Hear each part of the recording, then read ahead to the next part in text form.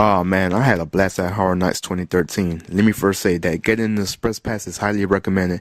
I've been to Horror Nights in the past and I regretted never getting one. First off, this year's theme was The Walking Dead all over the park. There was walkers everywhere. To be honest, I enjoyed last year's theme where there was some variety of tall Grim Reapers, zombies, crazy ladies with a chainsaw, but this year it was just walkers and survivors fighting against walkers. Anyways, it was good eye candy to the Walking Dead fans, so I can't complain much.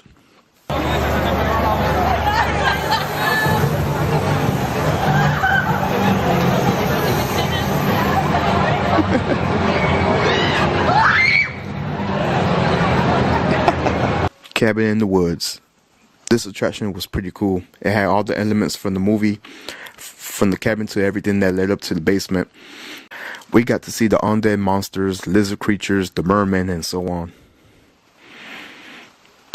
American Werewolf in London. Based off the movie, we got to see lots of stuff from the movie. The werewolf shows up many times in your face. I also enjoyed the pseudo-transform werewolf on the floor as he was in near death. Cool attraction. Evil Dead. I love how everything started. You walk in a red lit room with the Book of Dead. The narrator talks about the book and then we see the big bold letters, The Evil Dead. That's when all the mayhem happens.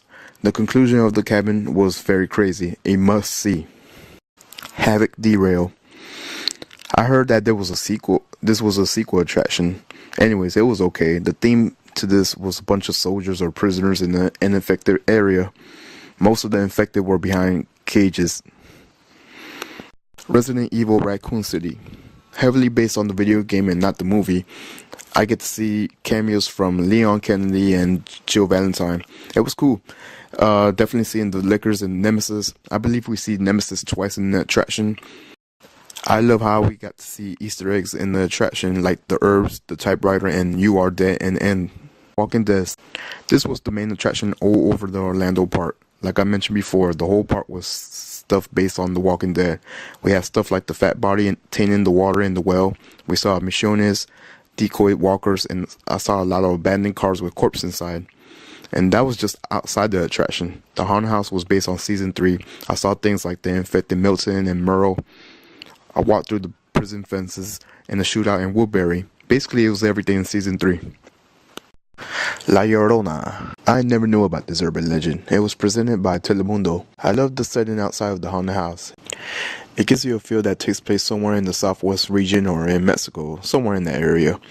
We see things like a cottage, a well, a raven, an abandoned church. It's something that you will see like in the film, like on Dusted Dawn. And that was just the outside of the house. Anyways, La Llorona had cool effects. There's this cool effect they do with the mirror, where you know someone is coming out, but you just don't know from what direction. It was a great experience. Afterlife Death Vengeance. This was my final haunted house I went to. This was a 3D experience. The visuals were amazing. You guys remember that Busta Rhymes video, Put Your Hands Where Your Eyes Can See? Remember that ending with the fluorescent lights and the makeup? That's pretty much a summary of this attraction. Lots of live colors and lights. Lots of cool visuals.